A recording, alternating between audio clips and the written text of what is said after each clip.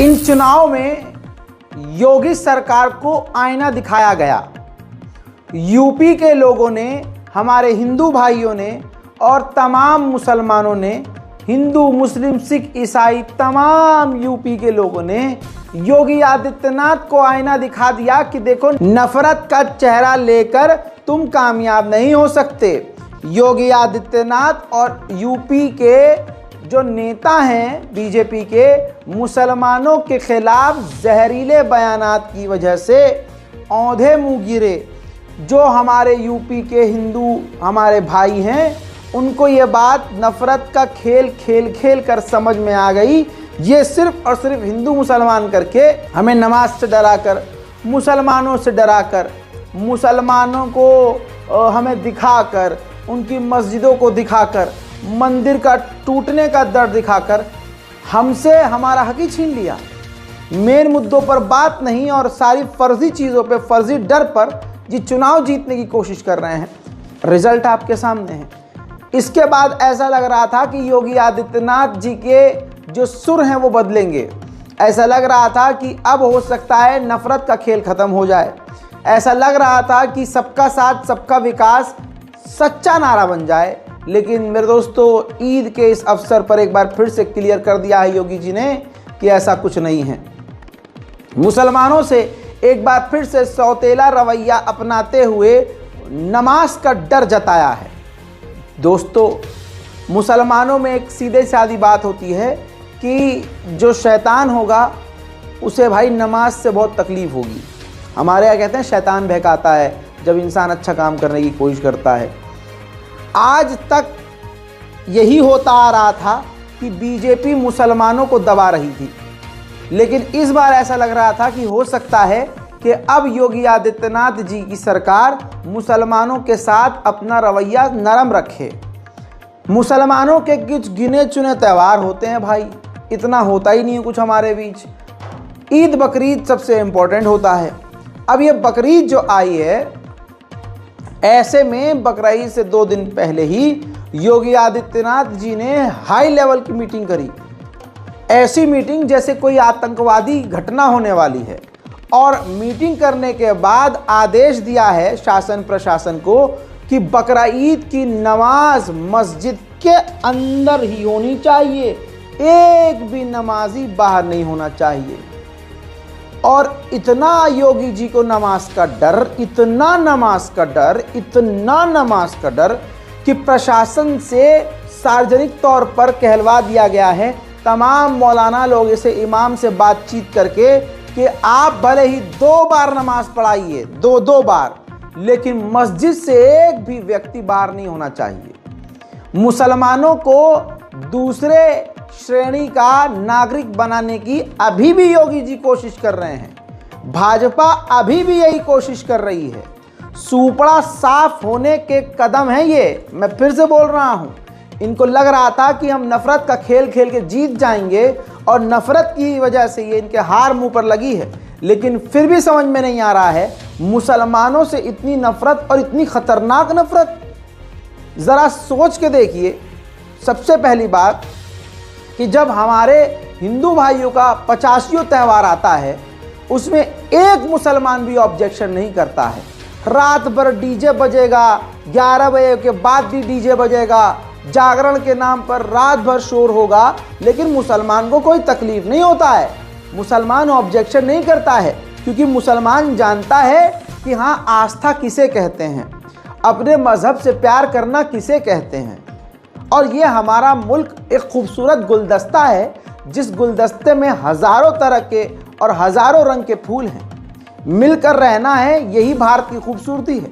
ज़्यादा दूर मत जाइए। ये जो कांवड़िया जाते हैं तो आपने पूरे मुल्क में देखा है कि हाईवे तक आधे ब्लॉक हो जाते हैं, जगह जगह पर कैंप लगा हुआ होता है।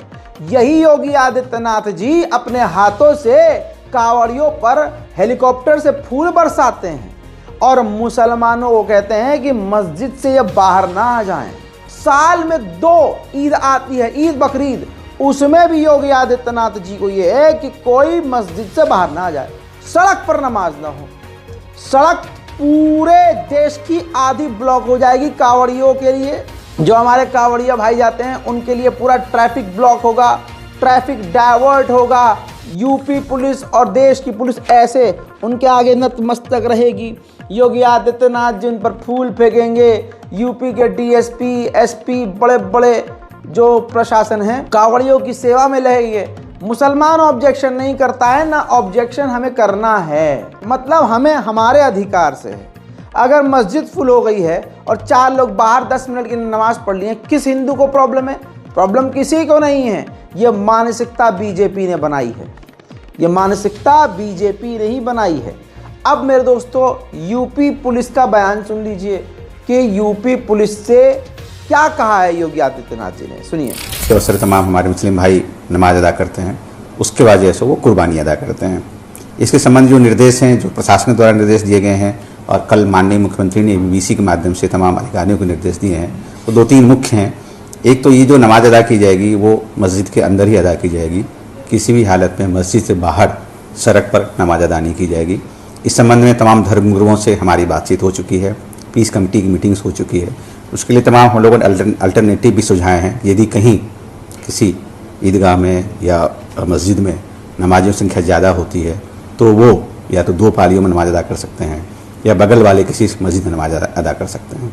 किसी भी हालत में मस्जिद से या ईदगाह से बाहर आकर के सड़क पर नमाज अदा ना करें। इसके लिए हमारी सारी व्यवस्था भी की जा रही है। हम लोग ड्रोन का इस्तेमाल करेंगे, वीडियोग्राफी का इस्तेमाल करेंगे। सुन लिया, ये नमाज का डर देखिए, ड्रोन से नजर रखी जाएगी तो कोई नमाजी बाहर तो नहीं है। तौबा तौबा यार, ये देश की राजनीति का स्तर है, ये योगी सरकार का स्तर है। अखिलेश यादव जी अब तो थोड़ा मजबूत हो गए हैं, आप थोड़ा मुंह खोलिए, कुछ तो बोलिए। विपक्ष से मेरी अपील है कि थोड़ा इस पर ध्यान दो कि मुसलमानों के साथ, अल्पसंख्यकों के साथ जो टारगेट करके उनको दबाने की कोशिश की जा रही है, तो उनका थोड़ा साथ दीजिए। वहीं मेरे दोस्तों, गुजरात मॉडल भी सुन लीजिए। आज हमारे हिंदू भाइयों को इतना भड़का दिया गया है मुसलमानों के खिलाफ कि क्या ही कहना। इतनी खतरनाक योगी आदित्यनाथ जी और भाजपा की हार के बाद फिर भी अकल नहीं आ रही है कि प्रभु श्री राम क्या मैसेज दे रहे हैं कि देखो, मेरा नाम लेकर जो नफरत चल रही है, नफरत की नाव चल रही है, ये नफरत की नाव डूब जाएगी। अभी नाव में छेद हुआ है और ये नाव डूब जाएगी। ये प्रभु श्री राम का जो साइन है ये लोग समझ नहीं पा रहे हैं। गुजरात मॉडल समझ लीजिए। सीएम आवास योजना के तहत 461 फ्लैट में से 1 फ्लैट मुस्लिम महिला को दिया गया। सीएम आवास योजना गुजरात मॉडल के तहत 461 फ्लैट बने, जिनमें से सिर्फ 1 फ्लैट मुस्लिम महिला को दिया गया, बाकी 160 हिंदुओं को दिया गया। हिंदुओं को बर्दाश्त नहीं हुआ। एक मुसलमान महिला से इतनी नफरत, मुसलमान नाम से इतनी नफरत कि पिछले जब से ये उस महिला को अलॉट किया गया है तब से अब तक वहाँ के हिंदू जो हैं ज़बरदस्त प्रदर्शन कर रहे हैं। इतनी नफरत, ये नफरत देखकर समझ में आ रहा है कि मुसलमानों की ये लोग कहीं भी मॉब लिंचिंग कर देंगे। खुदा की कसम सोचिए, इतनी नफरत, इतनी ज़्यादा नफरत पूरे भारत में फैला दी गई है। यही गुजरात मॉडल दिल्ली में भी है, मुंबई में भी है। पहले गुजरात मॉडल देखिए, पूरे हिंदू समुदाय के लोग एक औरत का, मुस्लिम औरत का विरोध करने के लिए सड़क पर आ गए। ताकत देख रहे हो, एक महिला के खिलाफ, मुसलमान के खिलाफ। अबे भैया, सरकार इनकी पावर में, ये चाहे जैसे भी ये प्रधानमंत्री हिंदू, राष्ट्रपति हिंदू, सीएम हिंदू, इनके मंत्री हिंदू, न्यायपालिका में हिंदू, प्रशासन में हिंदू, फिर भी एक मुसलमान से इतना डर और 2 रकत नमाज से इतना धक धक। सुनिए। करो जय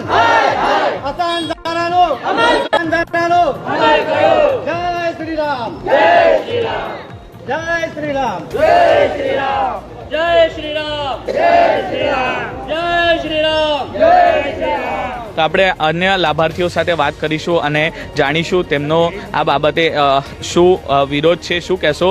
મુખ્યમંત્રી આવાસ યોજનાની આ મોટનાથ રેસિડેન્સી છે, આજે તમામ લાભાર્થીઓ એકત્ર થયા છે, કઈ બાબતનો વિરોધ થઈ રહ્યો છે ને આ બાબતે ક્યાં ક્યાં રજૂઆત કરવામાં આવેલી છે અગાઉ? હું મોટનાથ રેસિડેન્સીમાં રહું છું. અહીંયા લગભગ 462 જેવા મકાનો ફાળવવામાં આવે છે. આખો એરિયા જે છે નરણી એરિયા આખો અસાનધારામાં આવે છે. હવે અસાનધારા એટલે તમારે હિન્દુ અને મુસ્લિમના જે એરિયા છે એ પ્રમાણે ફાળવણી કરવામાં આવે. હવે અમે જે મોટનાથ રેસિડેન્સીમાં દીદી રહેવા મળે, હવે અહીંયા એક જ મકાન. देख लिया दोस्तों, कितनी नफरत है मुसलमानों से. अभी भी अकल नहीं आ रही है, अभी भी नफरत का खेल मोदी जी खिलवा रहे हैं. मोदी जी को तो यहाँ पर स्पेशल आदेश देना चाहिए कि देश को तोड़ने वाले और लोगों को तोड़ने वाले बयानात खत्म कर देने चाहिए. लेकिन जिस इंसान ने खुद ही मंगल सूत्र, खुद ही हिंदू मुसलमान, खुद ही वोट जिहाद कहा हो, वो क्या ही कुछ करेगा. खैर दोस्तों, अब इतिहास इन्होंने मोदी जी वालों ने व्हाट्सएप पे ही पढ़ा है. इतिहास बदला जा रहा है, किताब नहीं पढ़ेंगे. अब ऐसे ही व्हाट्सएप यूनिवर्सिटी से पढ़ कर अपने आप को हिंदू धर्म का युवा नेता समझने वाला गौतम खट्टर इस संगठन के थ्रू, इस संगठन को स्पेशली इसलिए दिखा रहा हूं, फ्रेंड्स ऑफ ट्राइबल सोसाइटी, यानी इन ट्राइबल्स को भी सोचना चाहिए कि वाहिद देश में आप ऐसे हैं जिनका कोई मतलब दुश्मन नहीं है और सब दिल में इनसे प्यार रखते हैं. आज ये ट्राइबल्स ऐसे लोगों को प्लेटफॉर्म दे रहे हैं कि वो सामने आकर इस स्टेज से इतिहास बदल रहा है. और हजरत इसने हजरत मोइनुद्दीन चिश्ती के बारे में ऐसी घटिया और झूठी बातें कही जिसका इतिहास में कोई रिकॉर्ड नहीं है और जिसका सच से कोई लेना देना नहीं है. जो ख्वाजा मोइनुद्दीन चिश्ती हैं, पूरी दुनिया उनका सम्मान करती है. अब मुसलमान सारे चूड़ी लेकर बैठे हैं, न कोई FIR कर रहा है कि ख्वाजा मोइनुद्दीन चिश्ती के बारे में ऐसी बात कही गई. बहुत सारे ऐसे ख्वाजा मोइनुद्दीन चिश्ती के जबरिया फैन हैं जो उनके आगे नतमस्तक रहते हैं, बहुत प्यार करते हैं. लेकिन ऐसे में अब प्यार टेस्ट करने की बात आ गई. पहले ख्वाजा मोइनुद्दीन चिश्ती के बारे में सुनिए किस तरह की अपमान, गलत और जो भी मन में आ रहा है वो ये कुत्ते का बच्चा भौंक रहा है. लेकिन कोई इस पर कार्रवाई नहीं की जाएगी, ना इस पर कोई FIR मुसलमान करेगा. अब फिर मुसलमान कहते हैं यार कुछ हो, हमारे साथ अच्छा नहीं हो रहा है.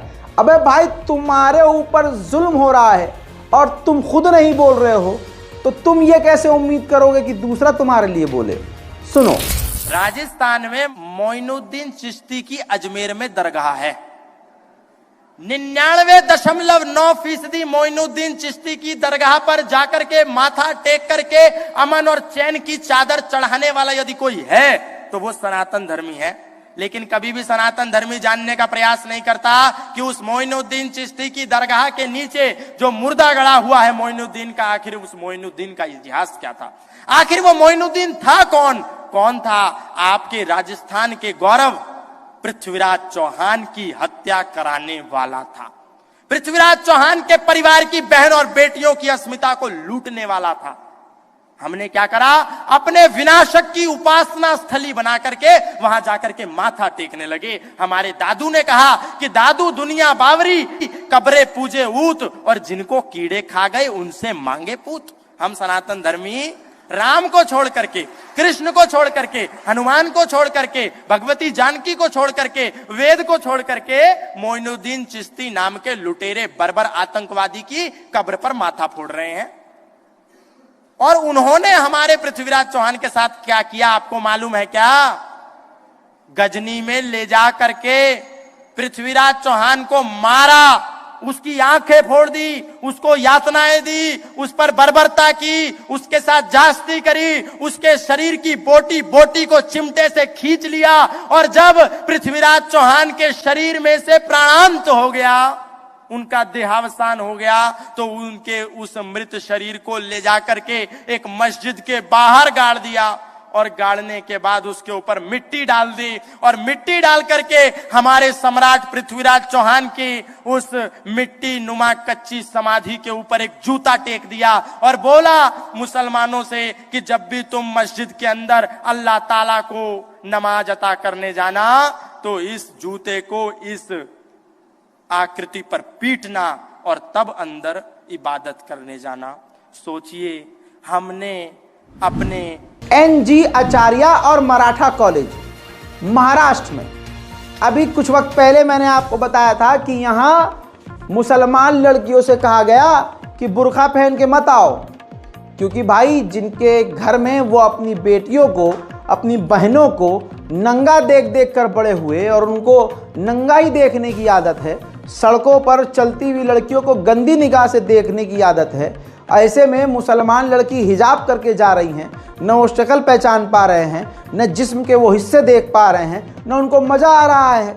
जबकि मोदी सरकार ने पिछले कई सालों में सिखाया है और इस तरह का माहौल बना दिया है कि मुसलमान लड़कियों के साथ कुछ भी करो बच जाओगे। ये भी पुण्य का काम है। इस तरह का एक एनवायरनमेंट बनाया गया है।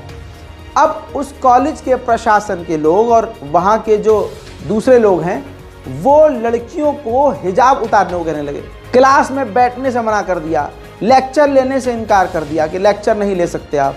ये आप देखिए गंदगी है, गंदगी, इस्लामोफोबिया ज़बरदस्त लेवल पर है। अभी भी ये अकल नहीं आ रही है सरकार को कि ये जो हमारे मुंह पर थप्पड़ पड़ा है हार का और ये लंगड़ी सरकार बनी है वो क्यों बनी है, क्योंकि नफरत की नाव लंबे समय तक नहीं तैरती है। अब आपको बता दूं कि उन लड़कियों ने हिम्मत दिखाई। देखिए ये लड़कियां हैं पूरे हिंदुस्तान के मुसलमानों के लिए मिसाल। मुंबई हाई कोर्ट में अब इन्होंने PIL डालने की तैयारी कर ली है। कह दिया कि हम PIL डालेंगे क्योंकि शासन प्रशासन सुन नहीं रहा है और हमारे कॉलेज का जो प्रशासन है वो सुन नहीं रहा है, तो हम क्या करेंगे। हमारे कॉलेज में ही हमको पढ़ाया गया कि बोलने का अधिकार है, पहनने का अधिकार है, अपनी मर्जी से जीने का अधिकार है और इस भारत देश में आपको पूरी आज़ादी है। तो ऐसे में हमारा कॉलेज ही हम पर पाबंदी क्यों लगा रहा है। सुनिए। पहले तो जब ये ड्रेस कोड की बात आई तो पहले हम लोगों ने सोचा कि प्रिंसिपल से बात कर लेते। पहले मैं तो थी नहीं वो टाइम पे यहाँ पर मेरे जो फ्रेंड्स थे वो गए थे, हमारे जो वाइस प्रिंसिपल है, टीचर्स हैं, और प्रिंसिपल से बात करने के लिए कि ऐसा ड्रेस कोड क्यों है, हम लोग नहीं इसको फॉलो कर पाएंगे और क्यों लगाया। तो उन्होंने साफ बोल दिया कि आपको ड्रेस कोड फॉलो करना पड़ेगा और आपको बुर्का निकालना पड़ेगा। फिर वहाँ से भी बात नहीं बनी, फिर प्रिंसिपल से बात हुई, मैनेजमेंट से बात हुई, पर वहाँ से कुछ आउटकम ही नहीं आ रहा था अच्छा, कुछ क्या हमारे हक में कुछ आए। बस वो हमें एक तारीख दे जा रहे या बात कर रहे कि हम बात करेंगे, बताएंगे, कुछ आउटकम ही नहीं आ रहा है ना वहाँ से। तो फिर हम क्या करेंगे। अभी कॉलेज भी चालू हो गया, फिर वो प्रेशर कर रहे हैं हमारे ऊपर कि अब बुर्का निकाले, क्लास में नहीं बैठना है, लेक्चर नहीं अटेंड करना है। तो अभी क्या करेंगे। हमारे पास लास्ट ऑप्शन वहाँ पे कोर्ट ही जाना था ना। अब हमने पढ़ा है, जब FC हमारे कॉलेज में पढ़ाया जाता है ना, अब हमें FC पढ़ाया गया है, जब हमें राइट्स बताया गया है, जब वो खुद ही हमें सब राइट्स बता रहे हैं तो हम पढ़ रहे हैं। जब वहाँ पर हमारे पास इतना तो दिमाग है कि हम जब वो पढ़ रहे हैं तो हम इम्प्लीमेंट भी करें ना अपनी ज़िंदगी में। अब जब आप ही हमें पढ़ा रहे हो कि हमारे पास राइट है, हमें क्या पहनना है, हमें कैसे आना है, हमें क्या करना है, जब आप ही पढ़ा रहे हो तो हम क्यों नहीं आवाज़ उठाएंगे इस बारे में। जब हमारे बुरखे के ऊपर टारगेट किया गया है, जब हमें पता है कि हमारे पास राइट है, अगर हम इसके बारे में बोलेंगे तो हमारे हक में फैसला आएगा ही। और जब हमारे फंडामेंटल राइट्स है, कॉन्स्टिट्यूशन में है कि अगर हमारे पास कुछ भी वॉल्यूशन हो रहा है हमारे राइट्स का, तो हम उस पर आवाज़ उठाएंगे तो हमारे हक में फैसला आएगा। तो हमारे पास लास्ट ऑप्शन नहीं था कि हम हाई कोर्ट जाएँ और वहाँ से हमारे जो भी राइट्स है उनकी बात रखें वहाँ पर। और मुझे तो पूरा यकीन है कि कोर्ट में हमारे हक में ही फैसला आएगा, क्योंकि कॉलेज के पास कोई रीज़न नहीं है ये ड्रेस कोड लाने का और हमारे पास 10 रीज़न है कि ये इस ड्रेस कोड को हटाने का, क्योंकि हमारे पास बहुत सारे फंडामेंटल राइट्स हैं। प्रिंसिपल से जब बात हुई थी उन्होंने तो साफ साफ मना कर दिया था इस बात पे जाने के लिए। और हमने कई भी अपने कॉलेज टीचर से बात की कि मतलब वो हमें सपोर्ट करे, लेकिन वो भी क्या करे, जब प्रिंसिपल का रूल आ गया तो वो भी मजबूर है, वो भी कुछ नहीं कर सकते। तो हमें बस कोर्ट का रास्ता नज़र आया। तो हम मेरे दोस्तों कुछ बदल गए हैं, कुछ वैसे के वैसे ही हैं। बदलने वालों में जो बदला है वो सुधीर चौधरी है, लेकिन इसका मतलब ये नहीं है कि वो अच्छा हो गया। उसके तमाम नफरतिया बयान आप याद रखिएगा। देश में आज जो नफरत का माहौल है उसमें गोदी मीडिया के एंकरों का बड़ा अहम किरदार है, लेकिन अब सुधीर चौधरी के सुर बदल गए हैं, औकात में वापस आ रहा है। RSS और जो बीजेपी के बीच खाई खुदी है, दरार पड़ी है, मैंने तो बहुत पहले बोल दिया था, लेकिन अब हमारी बात पर मोहर सुधीर चौधरी लगा रहा है और साफ कह रहा है, मतलब आरएसएस का पक्ष ले रहा है, मोदी सरकार पर सवाल खड़े कर रहा है और ऐसी ऐसी बात कह रहा है कि साफ ऐसा लग रहा है कि अब मोदी जी की तरफ से बिस्किट इसके पास नहीं पहुंच रहे हैं, या फिर इसको डर पैदा हो गया है, क्योंकि ये तो विपक्ष को कुछ मान ही नहीं रहे थे, लेकिन शायद ये भविष्य देख रहा है कि आने वाले समय में अगर अभी नहीं सुधरा तो सुधीर को अच्छे से सुधार दिया जाएगा। अब इनके सुर ये हो गए हैं। बीजेपी और आरएसएस के मतभेद अब सार्वजनिक हो चुके हैं। किसी ने पहले कल्पना भी नहीं की थी कि कभी बीजेपी और संघ के बीच इस तरह के रिश्ते बनेंगे, रिश्तों में इस तरह की खटास आ जाएगी, क्योंकि बीजेपी वो पार्टी है जिसने आरएसएस की कोख से जन्म लिया है। बीजेपी आरएसएस की गोदी में पली बड़ी हुई पार्टी है। वो आरएसएस के बारे में कभी ऐसा कैसे सोच सकती है, या फिर आरएसएस के नेता भी कभी बीजेपी के बारे में ऐसा कहेंगे, ये किसी ने कभी कल्पना भी नहीं की थी। अंदर अंदर बहुत सारी बातें होती थी, बहुत सारे मतभेद भी हो सकते थे, लेकिन इस तरह वो बातें सार्वजनिक रूप से आएंगी ये किसी ने सोचा नहीं था। दूसरा, अब प्रधानमंत्री मोदी के सामने इस युग में, इस नए युग में दो बहुत बड़ी चुनौतियां हैं। इनमें पहली चुनौती है एनडीए की गठबंधन सरकार को चलाना, यह खुद एक बहुत बड़ी चुनौती है, लेकिन उससे भी बड़ी चुनौती है आरएसएस के साथ समन्वय बैठाकर आगे बढ़ना। तो ये दो चुनौतियां उनके लिए अब आने वाले समय में हैं। और इस पूरे घटनाक्रम को देखकर ऐसा लगता है कि प्रधानमंत्री मोदी के लिए इस बार नीतीश कुमार और चंद्रबाबू नायडू को एक साथ चलना शायद कम मुश्किल होगा, लेकिन संघ के साथ ये काम कुछ ज्यादा मुश्किल भरा हो सकता है, क्योंकि हजरात मोहतरम, सुधीर चौधरी का ये वीडियो देख के ज्यादा खुश होने की जरूरत नहीं है। ये तो बिन पेंदी के लौटे हैं, कल को ये फिर अपनी औकात में लौट जाएं तो भाई साहब क्या ही भरोसा, कभी ये उधर हैं कभी ये उधर हैं। लेकिन कमाल ये है कि भाजपा अभी भी नफरत की राजनीति छोड़ना नहीं चाह रही है। अब मैं यही कहूँगा बीजेपी से कि यार, अगर आप चाहते हो कि लंबे समय तक रहो तो मुसलमानों को आपसे दिक्कत नहीं है, न मुसलमान तुमसे कुछ मांग रहा है, सिवाय बराबरी के, सिवाय मोहब्बत के, सिवाय ईमानदारी के। आप ईमानदारी से सबको एक नज़र से देखिए, मुसलमानों को आपसे कोई मतलब नहीं। आपको जी भर के प्यार मिलेगा मुसलमानों का और आपसे कोई दिक्कत भी नहीं है। लेकिन जो एक तरफा आप मुसलमानों को दबा रहे हैं, छांट रहे हैं, ये चीज़ हमारे खुद जो माँ की पेट से जन्मे हिंदू हैं ना, जिनका खून भी हिंदू है, उनको पसंद नहीं आ रहा है, लेकिन समझ में नहीं आ रही है। लेकिन कमाल ये है कि खुद मोदी जी कह रहे थे, याद है ना, जब मोदी जी ने कहा था रिजल्ट से 2 दिन पहले, मुझे अफसोस है इस बात का कि इस बार तो विपक्ष होगा ही नहीं, विपक्ष जो है वो मजबूत नहीं बल्कि होगा ही नहीं। ये इस बात का मुझे दुख है, विपक्ष जब मजबूत होता है, लो जी अब विपक्ष ऐसा मजबूत हुआ कि मोदी सरकार ही लंगड़ी हो गई। अब सुनिए, विपक्ष का जलवा ये देख लो, अभी से ये है उप सभापति जो है मांग की है कि हम अपना बनाएंगे। भाई आप सभापति जो मेन है अपना बनाइए, क्योंकि भाई आप सत्ता में है, कोई बात नहीं, लेकिन उप सभापति हमारा होना चाहिए, क्योंकि जानते हैं ना पार्लियामेंट के जो स्पीकर हैं वो भाजपा के होंगे, और वो भाजपा के होंगे तो भाजपा को ही सुनेंगे, दूसरों को बोलने का मौका नहीं देंगे। लेकिन इस बार इंडिया गठबंधन पूरी इंडिया वाली ताकत दिखा रहा है और कह दिया है कि सुनिए, हमारे पास भी अच्छी सीटें हैं, आप अपना सभापति रखिए, उप सभापति हमारा होगा। ये बात सुनने के बाद हड़कंप मचा हुआ है भाजपा में। देखिए, गोदी मीडिया की ही रिपोर्ट से जान लीजिए। बड़ी खबर का रुख करेंगे। लोकसभा स्पीकर चुनाव पर सूत्रों से बड़ी खबर निकलकर आ रही है। डिप्टी स्पीकर की मांग कर रहा है विपक्ष। मांग न मानने पर अपना स्पीकर उम्मीदवार उतारेगा। स्पीकर उम्मीदवार उतारा जा सकता है, इसको लेकर मंथन किया जा रहा है। संसद सत्र शुरू होने से पहले विपक्ष की ओर से यह फैसला लिया गया है। आपको बताते चले कि विपक्षी दल जिस तरह से फॉर्म में है, उनको जो सीटें आई हैं उसके मद्देनजर वो चाहते हैं कि डिप्टी स्पीकर पद जो है वो विपक्ष को दिया जाए।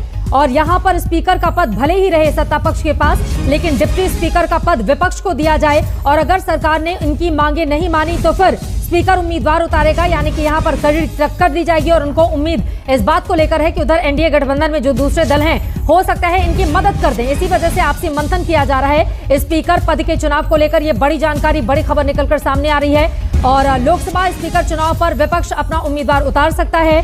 अगर सरकार ने डिप्टी स्पीकर पद विपक्ष को नहीं दिया, उसके बाद यह फैसला लिया जाएगा। कर्नाटका में बीजेपी जीतते ही कर्नाटक के लोगों को एकदम उपहार मिला है।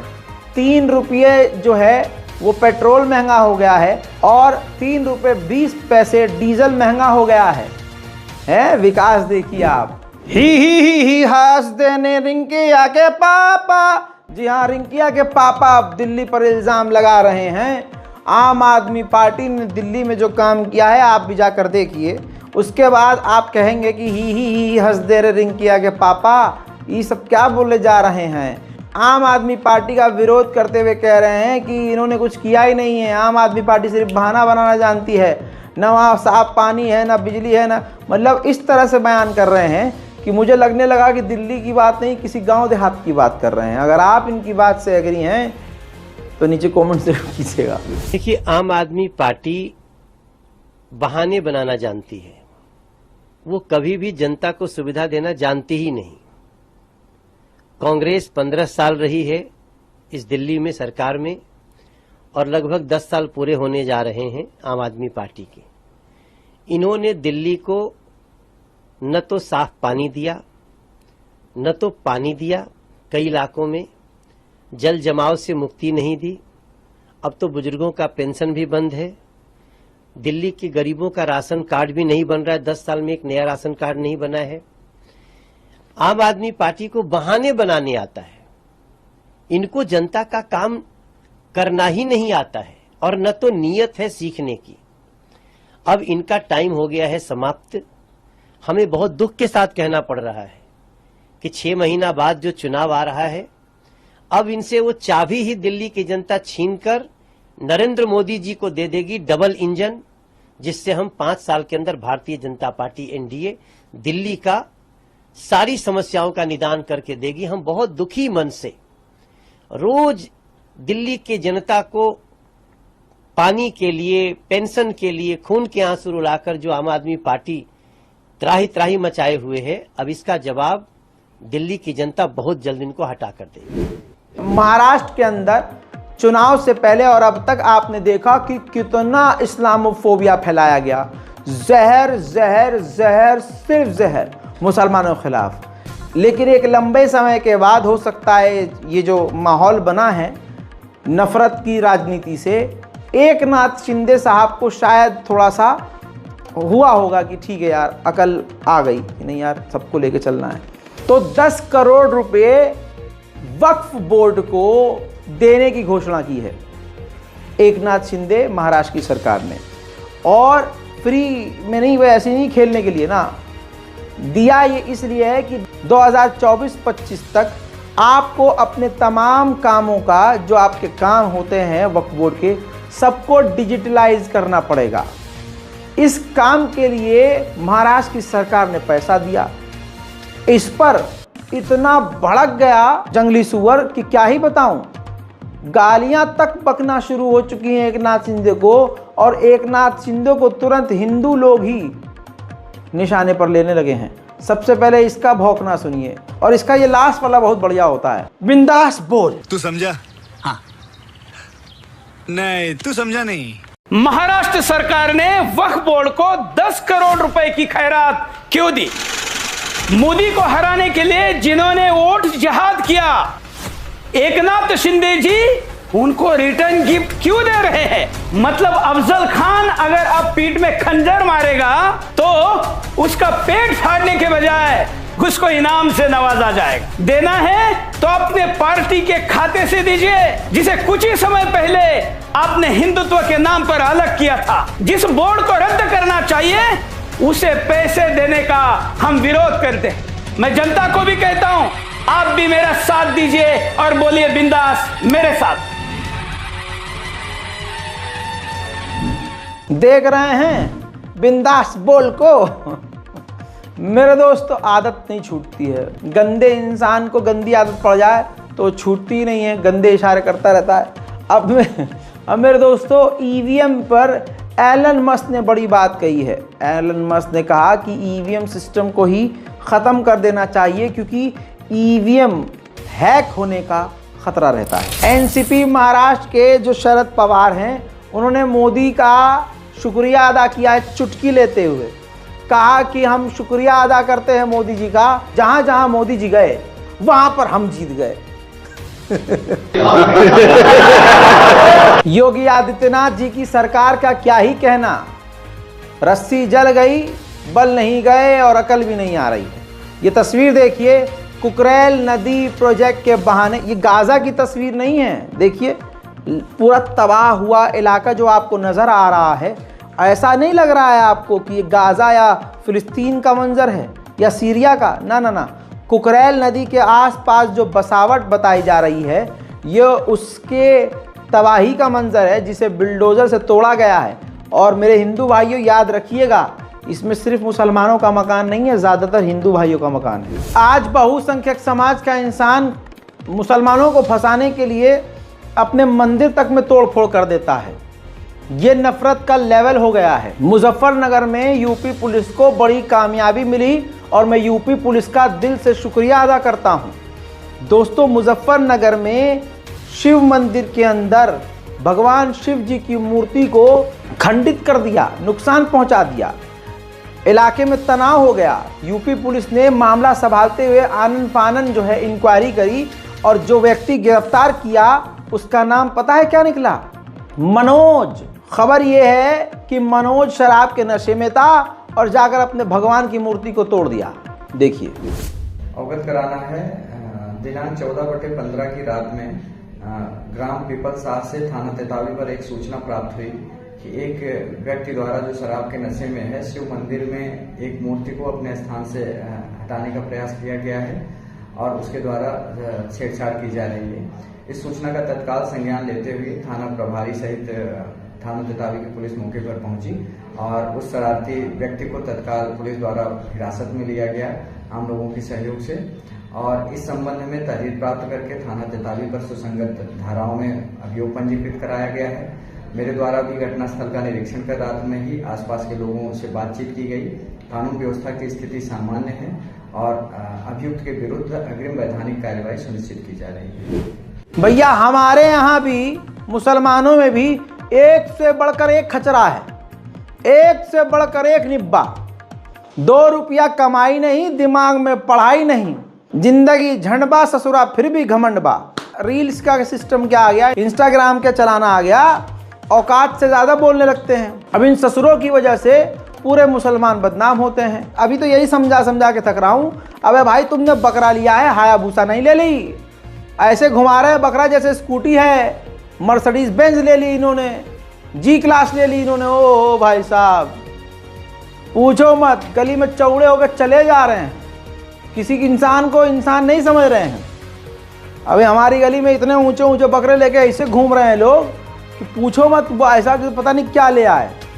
और भाई साहब, नाक यूं ऊंची, 70,000 का है, 70। और अगर आप नहीं भी पूछेंगे, इग्नोर भी कर देंगे तो पकड़ के देखो हम बकरा लाए हैं। अबे तो भाई क्या करें, अबे देखो जरा बकरा लाए हैं पूरे 1 लाख का, तो अबे हम क्या करें, अब देखो तो सही। ये चल रहा भाई, अब शो ऑफ। और ऊपर से ऐसे निब्बे। और अभी मैं मना कर रहा हूँ, इस तरह की वीडियो मत बनाओ, बकरो वकरो के अपलोड मत करो और ये अपने जबियों की तस्वीर अपलोड ना करो। तो भाई, इस भाई ने ज़्यादा बात सीरियस ले ली और सोचा कि चलो शेर व शायरी तो कर सकते हैं, तो शेर व शायरी में भाई साहब ने पड़ी लकड़ी ले ली। देखिए, हिंदुस्तान के कोने कोने पर अल्लाह अकबर का नारा गूंजेगा, अल्ली किसी ने बकरा ईद पर पड़ी लकड़ी तो खूनी भी हिसाब बढ़ सका। अब बताइए, खून ही खून बहेगा पूरे हिंदुस्तान में, अल्लाह अकबर करवा रहा है। पहली बात तो पूरे हिंदुस्तान में क्या पूरी दुनिया में अल्लाह अकबर होता है, 5 टाइम होता है। इस लवड़े ने भुज्जम को यह पता ही नहीं। देश का माहौल इतना खराब है, मौका चाहिए, बाल लंबे करने से कोई हीरो नहीं हो जाता है। यहाँ आपने जोश देखा और यूपी पुलिस ने ऐसी लकड़ी करी कि फिर ये देखिए, ये हाल है इसका जेल के अंदर। साहब मुझे माफ कर दो, मेरे से गलती हो गई, मुझे इस डील के बारे में नहीं पता था। साहब मुझे माफ कर दो, एक बार माफ कर दो साहब, मैंने अपने दोस्तों को कहने पर किया था, आइंदा ऐसी गलती नहीं होगी। साहब मुझे माफ कर दो साहब, इस रील का मुझे रील के बारे में कुछ पता नहीं था साहब, मैंने बना दी। हाँ तो मुसलमान बच्चों, औकात में रहो, पढ़ाई पर ध्यान दो। औकात का मतलब ये है पढ़ाई पर ध्यान दो। IPS IAS YAS बनो, इन सब चक्करों में मत पड़ो। फालतू की वीडियो मत बनाओ, ऐसी चीज़ें बनाओ जिससे समाज का फ़ायदा हो, ना कि नुकसान हो। अब लकड़ी इनमें भी गई, अब इसने फंसा दिया दोस्तों को भी कि मैं दोस्तों के कोई किसी के कहने पे वीडियो नहीं बनाता है, सबके दिमाग की खुद की गंद होती है। एक कहावत है, बुरे काम का बुरा नतीजा। और दूसरी बात मैं ये कहता हूँ, इस्लाम में जो भी चीज़ें हैं बेकार नहीं है। हमारा दिमाग इतना बड़ा और मजबूत नहीं है कि हम सारी इस्लामी बात समझ सकें, लेकिन इस्लाम में हर चीज़ का कोई ना कोई मतलब है और हमारे फ़ायदे के लिए है। बुरे काम का बुरा नतीजा सुनिए। आगरा में एक लड़की बिना शादी के 1 साल से लिव इन रिलेशनशिप में रह रही थी। नाजायज़ ताल्लुकात, मॉडर्न रिलेशनशिप, बिना शादी के सब कुछ हो जाना और बस निकाह ना करना, बाकी सब कुछ कर लेना। मन भर गया लौंडे का, आदमी का। एक तो लड़की ने अपने माँ बाप को छोड़ा, यह सबसे बुरी चीज़ है। ऐसी मोहब्बत पर लाख जूते मारो जो तुमको तुम्हारे माँ बाप से अलग कर दे। याद रखना दोस्तों, मर्दों को कह रहा हूँ, लड़कों को, अगर लड़की तुम्हारे लिए अपने माँ जिसकी कोख में वो 9 महीने रही, उसको छोड़ के, अपने बाप को छोड़ के, बाप की इज्जत को रौंद के, अपने पूरे ख़ानदान पर इज्जत पर थूक के तुम्हारे पास आ जाए, तो याद रखना कल को वो तुम्हें भी छोड़ सकती है। सबसे बेहतरीन लड़की वही होगी जो अपने माँ बाप की इज्जत करती होगी और अपने माँ बाप की वैल्यू करती होगी। वो मोहब्बत बहन मोहब्बत नहीं है कि वो मोहब्बत आपके दिल में ये चीज़ पैदा कर दे कि ये जुम्मा 4 दिन का लड़का, चाहे 2 साल का रिलेशन हो, चाहे आपका 5 साल का रिलेशन हो, माँ बाप से बढ़कर कोई नहीं होता, कोई भी नहीं माँ बाप से बढ़कर। अल्लाह के बाद माँ बाप का रुतबा है, ये जान लीजिए। हर मज़हब हर धर्म कहता है। तो अगर आपके दिल में ये आ रहा हो कि इस लड़के के लिए मैं अपने माँ बाप को छोड़ दूंगी, तो वो मोहब्बत नहीं, आपके अंदर शैतान हुलूल कर गया है। अब रिजल्ट देखो, आगरा में एक लड़की ने अपने माँ बाप को छोड़ा, रिश्तेदारों को छोड़ा और लिव इन रिलेशनशिप में रहने लगी। लड़के का मन भर गया या जो कुछ भी, भाई दूसरा ऑप्शन मिल गया होगा, या उसके घर वाले कहीं और निकाह करने की सोच रहे होंगे, या हो सकता है वो शादीशुदा हो। भाई बीच सड़क पे हंगामा तब हो गया जब लड़की ने हाथ पकड़ के शोर मचाना शुरू कर दिया कि ये 1 साल से रिलेशनशिप में था और मुझे छोड़ के जा रहा है, लिव इन में रहा, मेरा अबॉर्शन कराया। तो देखिए इसमें गलती लड़के की बाद में लड़की की पहले है। आप रह क्यों रही थी? आपने अपने घर वालों को छोड़ा क्यों था? सुनिए।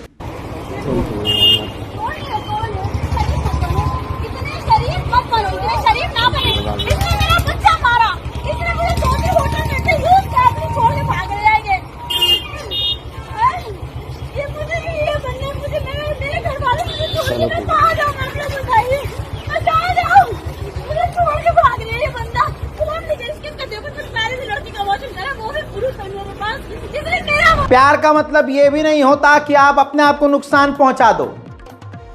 अगर कोई शख्स आपसे प्यार करता है, वो नहीं चाहेगा कि आपको नुकसान पहुंचे। लेकिन ये फिल्मों की वजह से, टीवी में जो गंदी गंदी चीज़ें आ रही हैं, अभी से नहीं पहले से ही ये दिखाया जाता है कि अरे यार आशिक ने जान दे दी, अरे यार उस लड़की के लिए उसने जान दे दी। भाई ये 2024 है, माफ़ कीजिएगा, एक से एक लड़की भी खिलाड़ी है, एक से एक लौंडा भी खिलाड़ी है। अब ऐसे ही यूपी के बांदा का एक नौजवान लड़का बेचारा इतना बड़ा अपनी गर्लफ्रेंड का आशिक, ये बेचारा पारस गुप्ता। अब पता नहीं इसकी ये तो इन्वेस्टिगेशन का पार्ट है, लेकिन मेरा दिमाग जो कह रहा है वो मैं बताऊंगा जरूर। पारस गुप्ता को इसकी गर्लफ्रेंड ने बोला कि तुम मर कर दिखाओ तो मैं जानूंगी तुम मुझसे प्यार करते हो।